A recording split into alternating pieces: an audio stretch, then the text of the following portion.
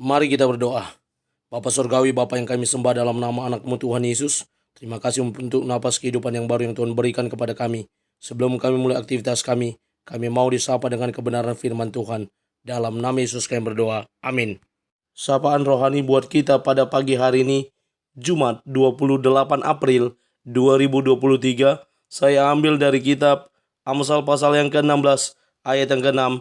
Demikian kesaksian firman Tuhan. Dengan kasih dan kesetiaan, kesalahan diampuni, karena takut akan Tuhan, orang menjauhi kejahatan.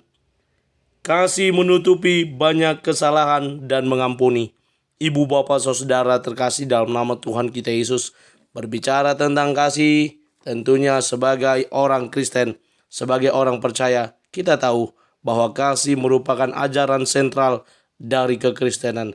Karena kasih Kristus akan hidup kita, karena kita telah menerima dan merasakan bagaimana kasih Allah yang besar atas dunia ini, sehingga ia menyerahkan anaknya yang tunggal, supaya setiap orang yang percaya kepadanya tidak binasa, melainkan beroleh hidup yang kekal. Allah lah yang terlebih dahulu mengasihi kita, dan kasih itu harus tampak dari cara hidup kita yang telah menerima, yang telah merasakan kasih setia Allah. Maka penerapan dari kasih adalah hidup mengasihi. Orang yang telah hidup mengasihi, sebagaimana penulis Amsal berkata, dengan kasih dan kesetiaan, kesalahan diampuni. Kasih itu menutupi banyak kesalahan. Dengan hidup dalam kasih, maka kesalahan yang sudah ditutupi tadi dapat juga dilanjutkan dengan melakukan pengampunan. Petrus pertama berkata kepada Tuhan Yesus, berapa kali aku harus mengampuni saudaraku? Apakah 1 kali, 2 kali, 3 kali? Sebagaimana orang-orang Indonesia, 1 kali kau sakiti hati ini, masih kumaafkan.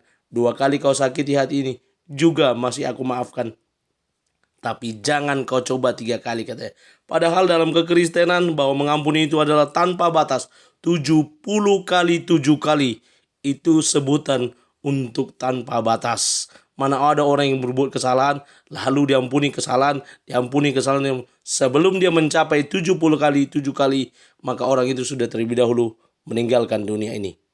Kasih menutupi banyak kesalahan dan mengampuni. Selanjutnya dikatakan, bagaimana karena takut akan Tuhan orang menjauhi kejahatan.